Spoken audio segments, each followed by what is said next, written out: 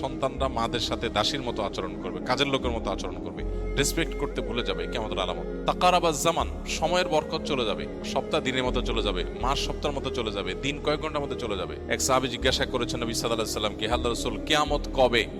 কিয়ামত কবে হবে নবীজিকে জিজ্ঞাসা করেছিলেন। নবীজি সাল্লাল্লাহু আলাইহি ওয়াসাল্লাম সেই সাহাবীকে বলেছেন, মাযা আদাত্তা লাহা, কিয়ামত কবে হবে এই প্রশ্ন যে তুমি করেছো, কিয়ামতের জন্য তোমার প্রিপারেশনটা কি, প্রস্তুতিটা বলো আমাকে, কিয়ামতের প্রস্তুতিটা কি? তখন সাহাবী নবী সাল্লাল্লাহু আলাইহি সাল্লামকে বলেছেন, হে আল্লাহর রাসূল, আমার আসলে তেমন কোনো প্রস্তুতি নেই, তবে আমার একটা প্রিপারেশন আছে, সেটা হলো যে আমি আপনাকে ভালোবাসি।